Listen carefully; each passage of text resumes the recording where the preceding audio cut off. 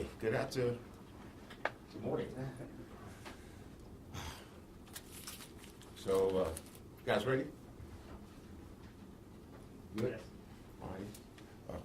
Obviously, on the 18th of September, there was an assault parlayed into a robbery of an individual. As a result of that, it should be noted that we have made an arrest. An arrest was actually made that evening, and we have a second person of interest that we're seriously looking at.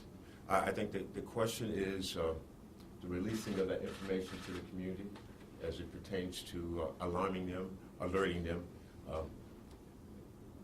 Hindsight, after really looking into this, having conversations with the officials and the investigators, I think they really did an excellent job in an effort to close this case and try to locate witnesses. And I mean, and what we have to do is we have to balance, when we have these incidents occur, the desire is to balance notifying the community with trying to close the case. Because actually when you have a witness and you release this alert, we're independently, we would like to independently have a witness identify the individuals without the alert, because a lot of times it will say, oh yeah, that's the person that we saw. So that's the challenge, but I would tell you that in hindsight, we absolutely should have released this information earlier to the community. That's the bottom line. Any questions? Why do you say that? Why do I say that we should have released the information? Yes. Because I think if we have a robbery and we have some suspects and we have a good idea of those individuals, I think as soon as practical, we should release that information for a couple of reasons. Number one, 600,000 eyes and ears in this community, so we certainly want to use the community. We want to use their eyes and ears to help us identify the individuals, and also as it relates to just as a safety factor, alarming the community that there are individuals out there that are committing these kind of offenses. So we're doing it for their safety, but also at the same time, we want to make sure that if in fact they see something, they might perhaps will be able to help us bring it to a closure more expeditiously. But at the same time, we want to balance that for potential witnesses also, because once you release those photos and you have some witnesses, ideally, you want the witnesses to be able to identify the individuals without saying, those are the individuals that we saw, because it makes the case a little bit more challenging. Chief, you said, though, we said on air last night that there were no witnesses to this. Is that inaccurate? Well, actually, what part of the detective's job is to continue to look for those witnesses, and if in fact there are some, we want to do everything we can to try to identify them and have them independently identify the suspects. So it might have taken time to, right, hoping you'd still find somebody. Which contribute to the delay. Can you explain Yes. one more time sort of that balance of, investigating the case and finding an independent witness versus putting out right away? Okay, How I do mean, you find right, that? yeah, ideally, if you have potential witnesses and there's a crime that's occurred, you would like for those witnesses to be able to independently identify the suspects of that particular crime. Versus once you show a video after the fact or before the fact, the witness can say, yeah, those were the individuals, but they're not doing that independently.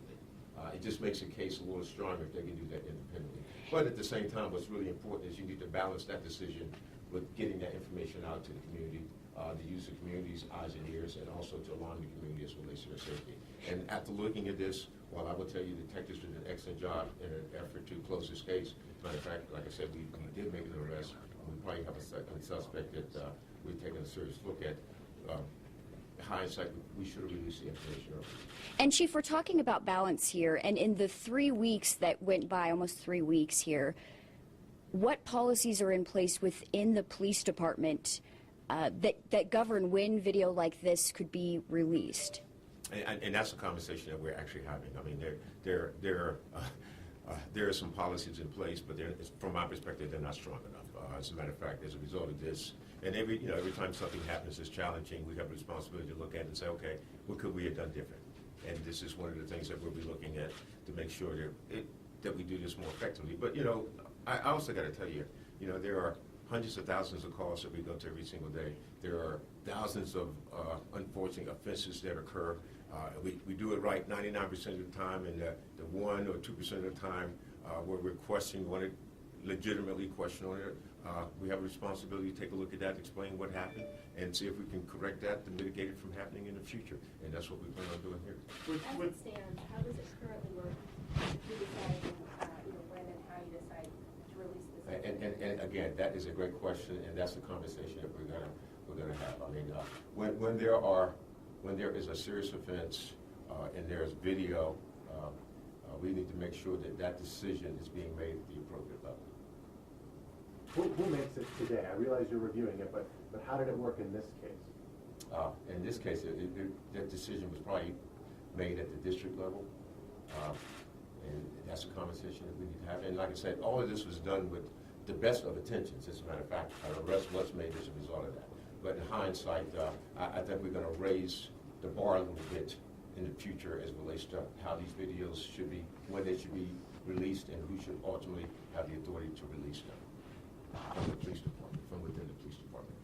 With the arrest, are you still looking for 5, or are you still looking for 4? Yeah. We're going to make sure that you get this information, and we're actually still looking for.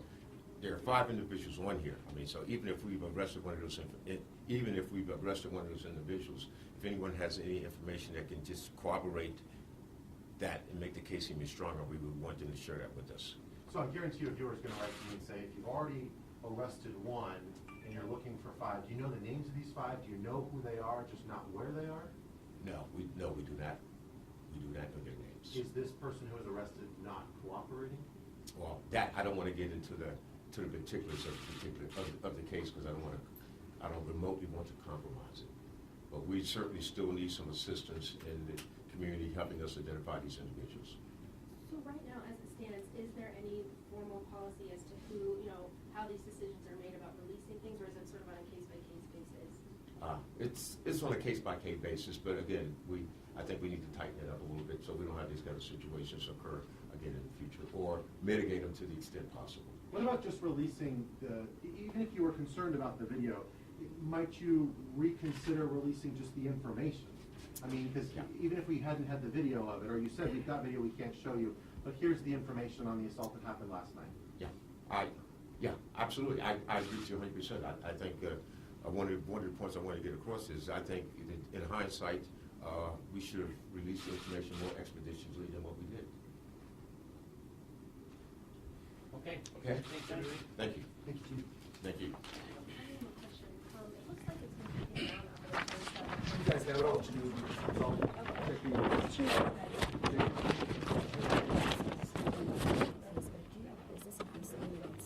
Yeah, we do believe it's still ongoing, but we do believe it's actually. Okay, no problem.